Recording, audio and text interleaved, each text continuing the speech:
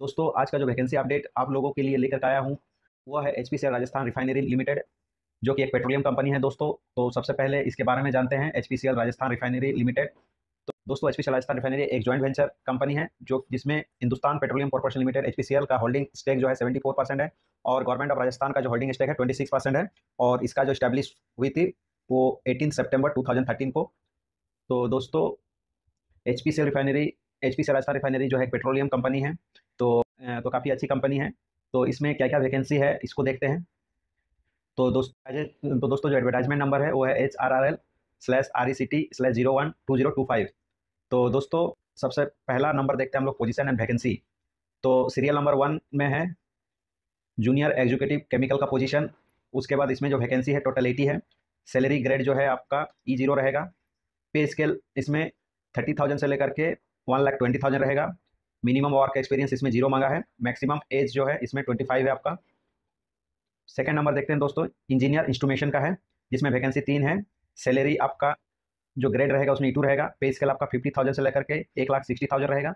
Minimum work experience जो है आपका 3 साल का मांगा है और मैक्सिमम एज लिमिट जो है इसमें 29 ईयर्स रखा गया है। थर्ड नंबर वैकेंसी देखते हैं दोस्तों। थर्ड नंबर में है इंजीनियर इलेक्ट्रिकल जिसमें वैकेंसी 3 है। सैलरी जो है आपका सैलरी ग्रेड जो रहेगा उसमें E2 रहेगा और पे स्केल भी इसमें सेम है, 50,000 से लेकर के 1,60,000 रहेगा। और मिनिमम वर्क एक्सपीरियंस आपको 3 साल का चाहिए और मैक्सिमम एज लिमिट इसमें 29 ईयर्स है। फोर्थ सीरियल नंबर देखते हैं दोस्तों। फोर्थ सीरियल नंबर देखते हैं दोस्तों। तो इसमें जो पोजीशन है ऑफिसर इंफॉर्मेशन सिस्टम का है जिसमें वैकेंसी 1 है और इसमें जो ग्रेड रहेगा आपका E2 रहेगा और पे स्केल जो रहेगा इसमें 50,000 से लेकर के 1,60,000। इसमें भी जो है वर्क एक्सपीरियंस चाहिए आपका 3 साल का चाहिए। मैक्सिमम एज जो है इसमें 29 रखा गया है। फिफ्थ नंबर देखते हैं दोस्तों। तो फिफ्थ नंबर में सीनियर इंजीनियर प्रोसेस रिफाइनरी जिसमें आपकी वैकेंसी जो है 11 है और जो ग्रेड रहेगा E3 रहेगा। और इसमें जो बेसिक है as compare to E2 grade से ज़्यादा है, 60,000 से लेकर के 1,80,000 रहेगा। और इसमें जो वर्क एक्सपीरियंस है इसमें 6 ईयर्स का वर्क एक्सपीरियंस चाहिए और इसमें मैक्सिमम एज 34 रखा गया है। सीरियल नंबर 6 नंबर देखते हैं जिसमें सीनियर मैनेजर का पोस्ट है प्रोसेस रिफाइनरी। और इसमें जो आपका वैकेंसी है 4 है और इसमें जो ग्रेड आपका रहेगा E5 रहेगा और इसमें बेसिक और ज़्यादा है, 80,000 से लेकर के 2,20,000। और इसमें आपका जो वर्क एक्सपीरियंस चाहिए 12 और इसमें जो मैक्सिमम एज लिमिट है 42 है। सीरियल नंबर 7 देखते हैं। तो सीरियल नंबर 7 में senior manager process offsite and planning जिसमें वैकेंसी 3 है और इसमें जो ग्रेड है E5 का रहेगा और इसमें भी जो आपका पे स्केल है 80,000 से लेकर के 2,20,000 है और इसमें वर्क एक्सपीरियंस जो मांगा है उसमें 12 ईयर्स है और इसमें जो मैक्सिमम एज लिमिट है 42 ईयर्स है। तो दोस्तों नेक्स्ट देखते हैं हम लोग 8 number, serial number 8, senior manager technical planning refinery and petrochemical जिसमें वैकेंसी 1 है और इसमें जो ग्रेड E5 का ग्रेड रहेगा इसमें पे स्केल आपका 80,000 से लेकर के 2,20,000 रहेगा। और इसमें जो वर्क एक्सपीरियंस चाहिए आपका 12 ईयर्स चाहिए और एज लिमिट इसमें 42 रखा गया है।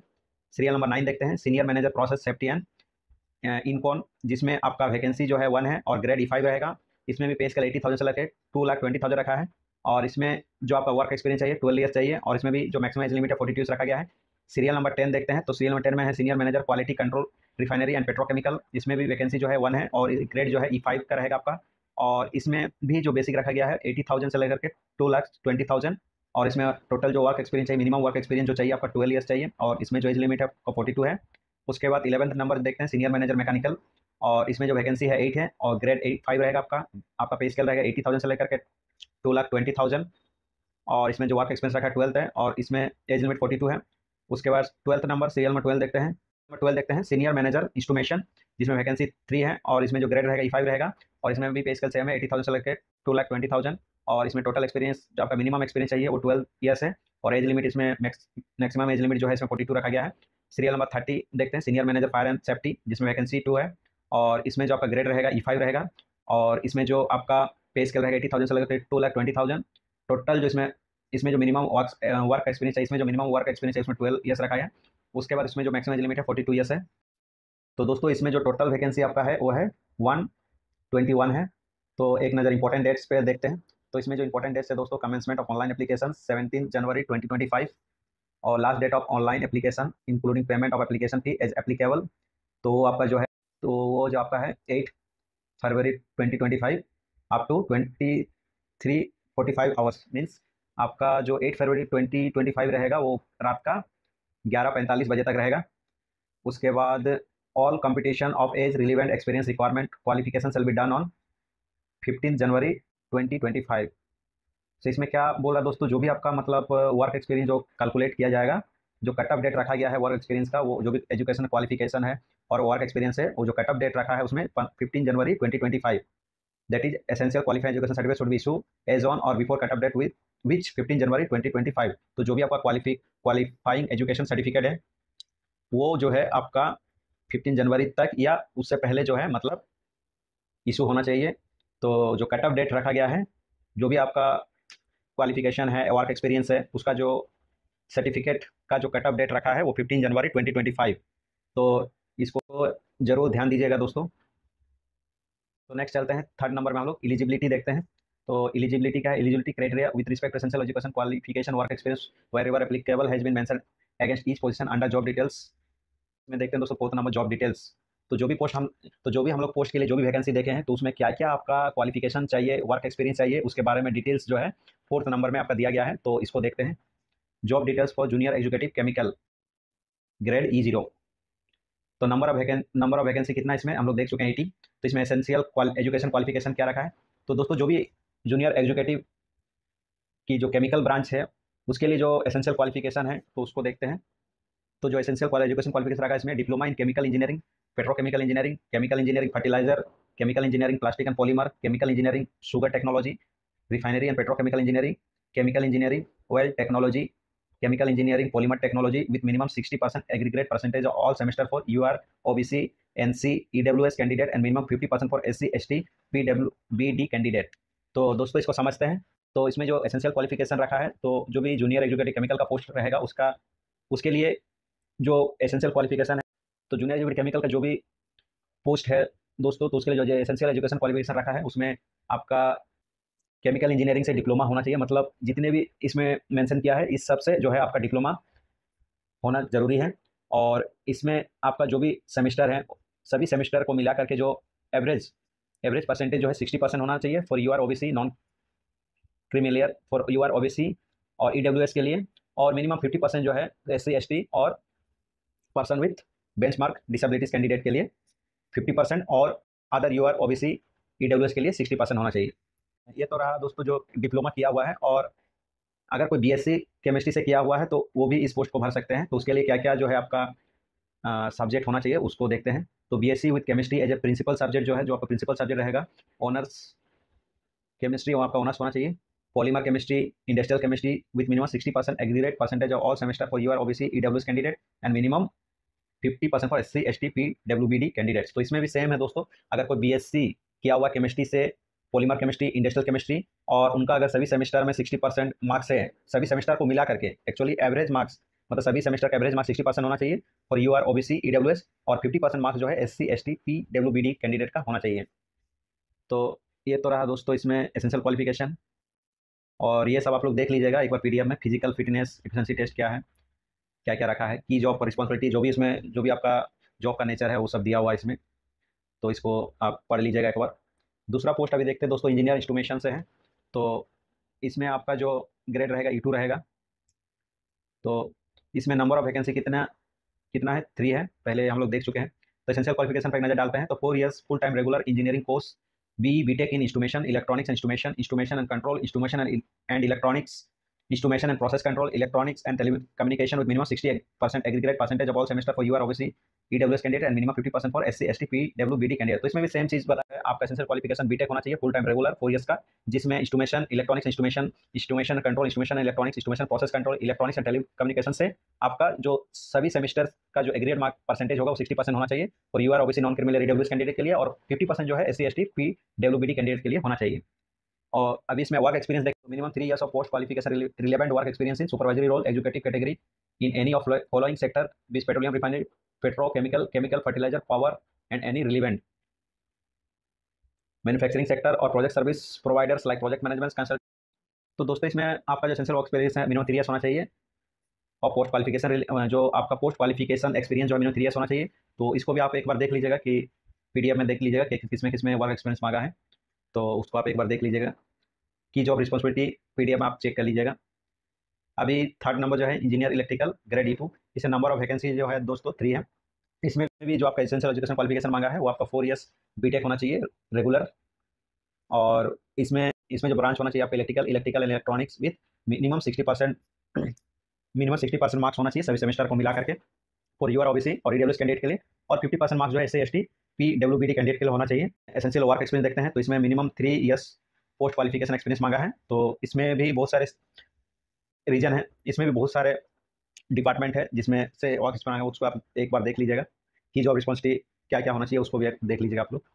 उसके बाद 4 नंबर में देखते उसके बाद 4th नंबर पे देखते हैं दोस्तों, information system E2 grade, number vacancy 1 है। अभी 4 नंबर देखते हैं, official information system E2, number vacancy 1 है। तो इसमें भी जो एसेंशियल एजुकेशन क्वालिफिकेशन मांगा है, इसमें भी आपका बीटेक होना चाहिए रेगुलर से 4 ईयर्स का, और जो इसमें आपका सब्जेक्ट जो होना चाहिए वो computer science, information technology, electronics and telecommunication engineering, information security, और इसमें भी 60% आपका एवरेज मार्क होना चाहिए सभी सेमेस्टर को मिला करके यूआर ओबीसी ईडब्ल्यूएस कैंडिडेट के लिए, और मिनिमम 50% जो होना चाहिए एससी एसटी पीडब्ल्यूबीडी कैंडिडेट के लिए। और दोस्तों अगर कोई 3 साल का पोस्ट ग्रेजुएट किया है विथ कंप्यूटर एप्लीकेशन से, तो वो भी इस पोस्ट को भर सकते हैं। तो 3 years full time post graduate in computer application, master in computer science. तो दोस्तों कोई अगर एमसीए किया है या एमसीएस किया है 3 साल का, तो वो भी इस फॉर्म को भर सकते हैं। तो उसके लिए मिनिमम 60% मार्क्स होना चाहिए सभी सेमेस्टर को मिला करके, और इसमें जो एसटी एसटी कैंडिडेट के लिए 50% मांगा है, और यूआर ओबीसी कैंडिडेट के लिए 60% रखा है। और इसके साथ साथ अगर कोई 2 years full time course in master in business administration, यानी कोई एमबीए किया है या एमएमएस यानी मास्टर इन मैनेजमेंट स्टडीज़ किया है विथ इन्फॉर्मेशन टेक्नोलॉजी सिस्टम और computer science as specialisation with minimum 60% marks. तो सभी में जितने भी वैकेंसी है दोस्तों, इसमें जो पोस्ट एसेंशियल क्वालिफिकेशन में जो मार्क्स रखा है, सभी में UR OBC non creamy layer की 60% और 50% जो है एससी एसटी के लिए रखा। तो इसको आप देख लीजिएगा। तो मैं जो मेन क्वालिफिकेशन है उसी को मैं डिस्कस करूँगा। तो दोस्तों इसमें अगर कोई मास्टर डिग्री एमबीए, तो दोस्तों इसमें कोई एमबीए अगर किया है 2 साल का, तो वो भी इस फॉर्म को भर सकते हैं। और कोई मास्टर इन मैनेजमेंट स्टडीज़ किया है 2 साल का, तो भी इस फॉर्म को भर सकते हैं। उसके साथ जो सब्जेक्ट होना चाहिए इन्फॉर्मेशन टेक्नोलॉजी, सिस्टम और कंप्यूटर साइंस स्पेशलाइजेशन होना चाहिए। एसेंशियल वर्क एक्सपीरियंस में भी 3 साल मांगा है दोस्तों। उसके बाद नेक्स्ट देखते हैं सीनियर इंजीनियर प्रोसेस रिफाइनरी। इसमें नंबर वैकेंसी 11 है। एसेंशियल एजुकेशन क्वालिफिकेशन, इसमें भी 4 साल का आपका इंजीनियरिंग मांगा है, बीई बीटेक होना चाहिए 4 साल का फुल टाइम रेगुलर, और जो सब्जेक्ट होना चाहिए केमिकल इंजीनियरिंग होना चाहिए, और इसमें 60% मार्क्स इसमें मांगा है, और 50% मार्क्स जो है आपका एससी एसटी पीडब्ल्यूडी के लिए रखा है, और यूआर ओबीसी डीडब्ल्यूएस के लिए 60% मार्क्स रखा है। वर्क एक्सपीरियंस में 6 ईयर्स चाहिए। उसके सीनियर मैनेजर का पोस्ट देखते हैं E5, इसमें नंबर वैकेंसी 4 है। एसेंशियल एजुकेशन क्वालिफिकेशन 4 साल का आपका बीटेक होना चाहिए केमिकल या पेट्रोकेमिकल के साथ, 60% marks for UR OBC non PWS candidate, और 50% marks for SC ST PWBD candidate के लिए। इसमें जो एसेंशियल वर्क एक्सपीरियंस है, इसमें 12 ईयर्स वर्क एक्सपीरियंस रखा है। नेक्स्ट देखते हैं हम लोग दोस्तों 7 number senior manager process of site planning. इसमें जो ग्रेड आपका E5 रहेगा, नंबर वैकेंसी 3 है। एसेंशियल एजुकेशन क्वालिफिकेशन जो है, इसमें भी आपका बीटेक होना चाहिए 4 साल का रेगुलर, और जो आपका सब्जेक्ट होना चाहिए केमिकल से होना चाहिए, केमिकल इंजीनियरिंग, और इसमें 60% मार्क्स रखा है for UR OBC EWS candidate के लिए, और 50% फॉर एससी एसटी पीडब्ल्यूबीडी के लिए। एसेंशियल वर्क एक्सपीरियंस में मिनिमम 12 ईयर्स वर्क एक्सपीरियंस चाहिए आपको। उसके बाद 8 नंबर देखते हैं दोस्तों senior manager technical planning and refinery petrochemical. 8 number post देखते हैं दोस्तों senior manager technical planning refinery and petrochemical, जिसमें ग्रेड E5 रखा है, नंबर वैकेंसी 1 है। इसमें एसेंशियल एजुकेशन क्वालिफिकेशन जो है, इसमें भी बीटेक आपका होना चाहिए 4 साल से, इसमें बीटेक आपका होना चाहिए 4 साल का फुल टाइम रेगुलर, और जो सब्जेक्ट रहेगा आपका केमिकल या पेट्रोकेमिकल या पेट्रोलियम विथ मिनिमम 60% मार्क्स होना चाहिए, और यूआर ओबीसी ईडब्ल्यूएस, और 50% for SC ST PWBD. Experience जो आपका चाहिए इसमें 12 ईयर्स चाहिए। नेक्स्ट 9 नंबर जो senior manager process safety and ENCON, इसमें जो आपका ग्रेड E5 रहेगा, नंबर ऑफ वैकेंसी 1 है। एसेंशियल क्वालिफिकेशन इसमें बीटेक मांगा है 4 साल का रेगुलर से, और इसका सब्जेक्ट जो रहेगा केमिकल पेट्रोकेमिकल, उसका पेट्रोलियम, मिनिमम इसमें 60% होना चाहिए for UR OBC EWS, 50% for SC ST PWBD candidates. Essential work experience जो मांगा इसमें 12 ईयर्स का मांगा है। नेक्स्ट देखते हैं senior manager quality control refinery and petrochemical. ये जो ग्रेड है दोस्तों E5 है, और नंबर वैकेंसी 1 है। इसमें जो एसेंशियल क्वालिफिकेशन मांगा है वो आपका बीटेक होना चाहिए 4 साल का फुल टाइम रेगुलर, और जो सब्जेक्ट रहेगा chemical, polymer science, plastic technology, और इसमें भी 60% मार्क्स आपका होना चाहिए UR OBC EWS candidate, and 50% for SC ST PWB, और 50% marks for SC ST PWBD candidates. इसमें जो वर्क एक्सपीरियंस चाहिए आपका 12 ईयर्स का चाहिए। उसके बाद देखते हैं 11th number senior manager mechanical, जिसमें ग्रेड E5 है, नंबर वैकेंसी 8 है। एसेंशियल क्वालिफिकेशन जो है आपका होना चाहिए बीटेक होना चाहिए फुल टाइम रेगुलर 4 ईयर्स का, और इसमें जो सब्जेक्ट है आपका मैकेनिकल एंड प्रोडक्शन, इसमें भी जो परसेंटेज मांगा 60% फॉर यूआर ओबीसी ईडब्ल्यूएस, और 50% for SC ST PWBD candidates. Essential work में भी आपका जो एसेंशियल वर्क एक्सपीरियंस मांगा उसमें 12 ईयर्स होना चाहिए।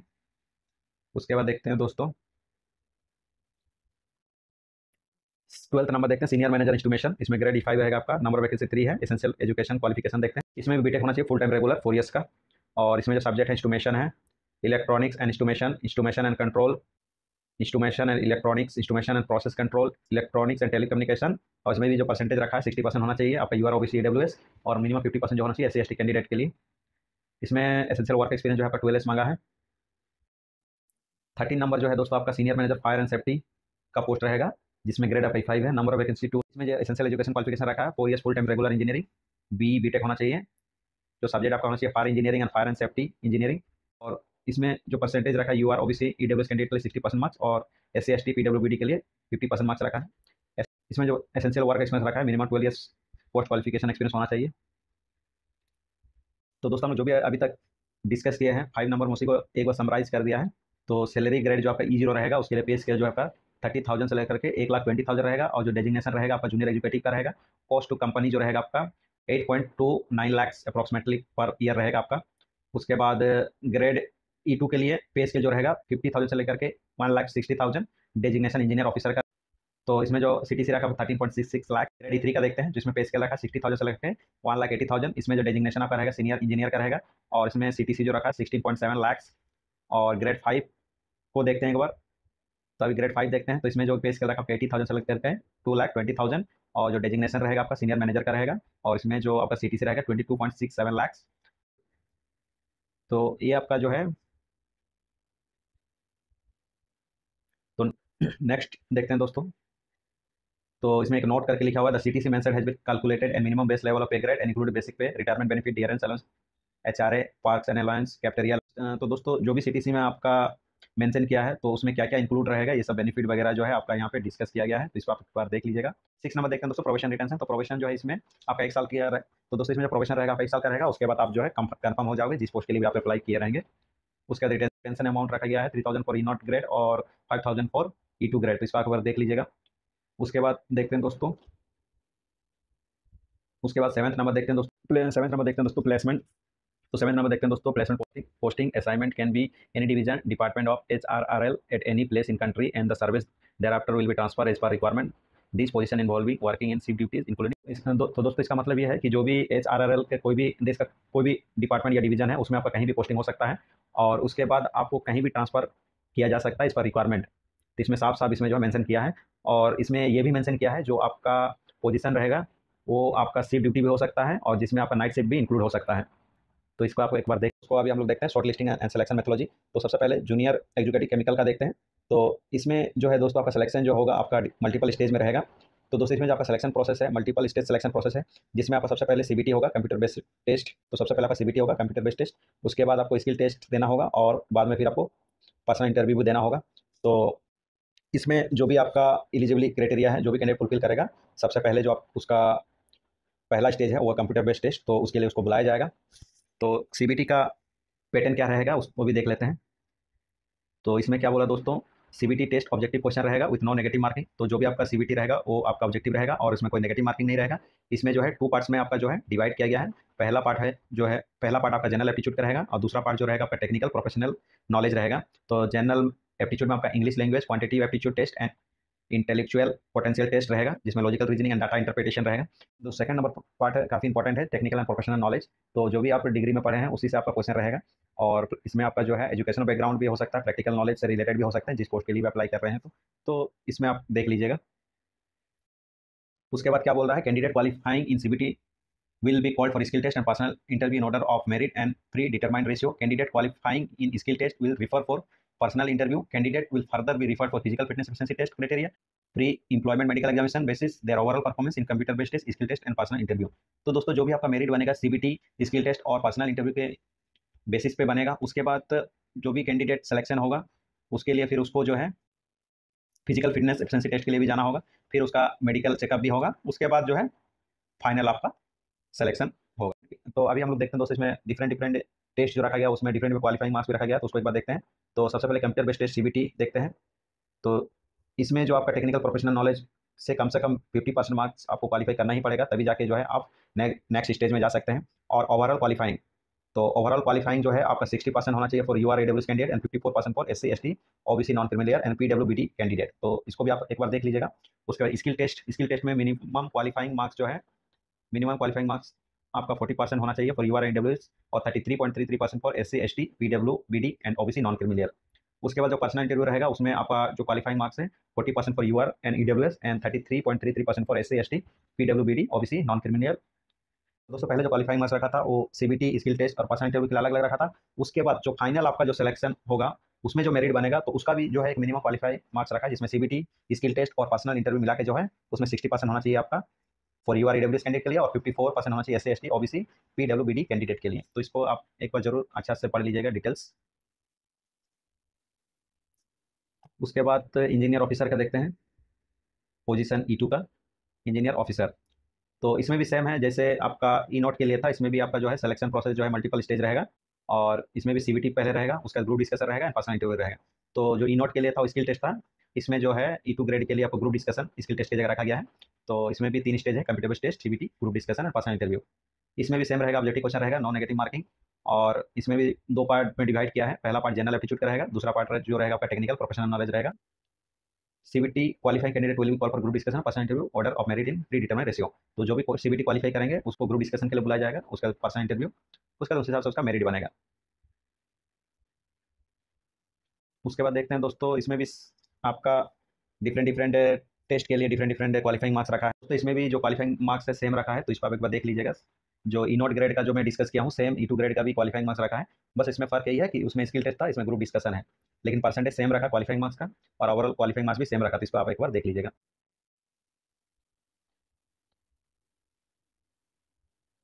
उसके बाद E3 5 ग्रेड का देखते हैं, सीनियर इंजीनियर सीनियर मैनेजर का। E3 5 senior engineer senior manager का filling all eligibility criteria based on scrutiny of application resume RRL format submitted in online application will be considered for further selection process. Selection process will comprise of 2 stages, technical competency interview and behavior competency interview by panel।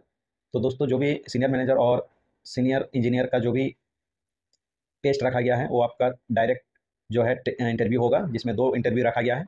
तो उसमें जो भी candidate apply करेंगे सबसे पहले उनका scrutiny होगा, scrutiny के बाद में जो है उसको बुलाया जाएगा इंटरव्यू के लिए। तो उसमें 2 इंटरव्यू उसको देना पड़ेगा, टेक्निकल कॉम्पिटेंसी इंटरव्यू और बिहेवियर कॉम्पिटेंसी इंटरव्यू।